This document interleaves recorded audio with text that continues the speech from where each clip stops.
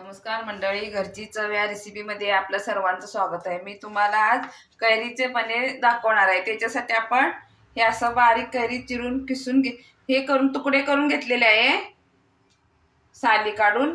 हे आता आपण असे पाणी ठेवलेलं आहे, थोडं पाण्यामध्ये हे असं वाफवून घेणार आपण।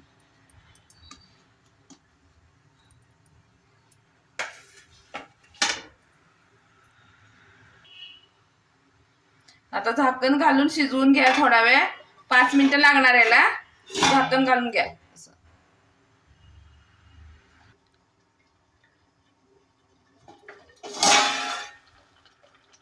आपण थोडंसं अद्रक टाकणार आहे याच्यामध्ये शिजतानाच।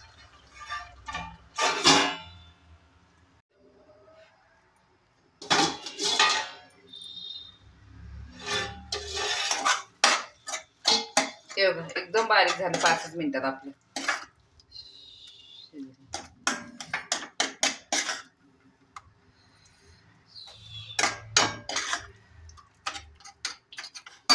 गॅस बंद करणार आपण। याला आता उतरून घेऊ। मी आता हे आंब्याचा पल बघा कसा एकदम मऊ झालेला आहे। आता ह्याच्यामध्ये घालून घेणार मिक्सरच्या भांड्यामध्ये सगळा।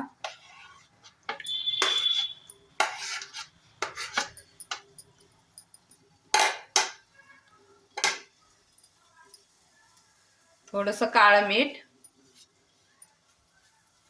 पांढरं मीठ, जायफळ पावडर, वेलची पावडर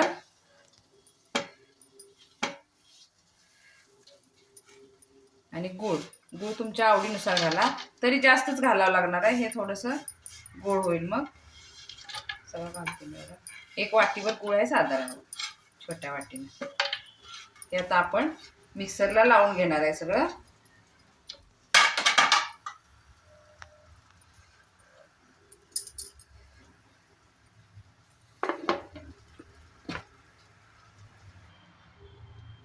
आपण आता हे काचेच्या बरणीत भरून ठेवणार आहे।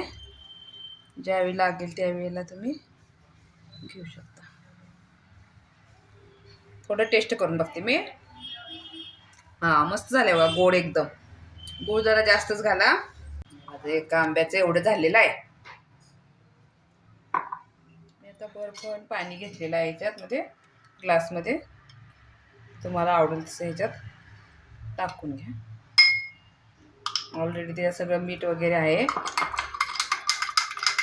ते असं हलवून तुम्ही ठेवू शकता। कधी पण आपण अचानक वेळेला बाहेरून आले तरी रेडी। त्यात जरा भरपूर घाला, छान लागणार त्याला।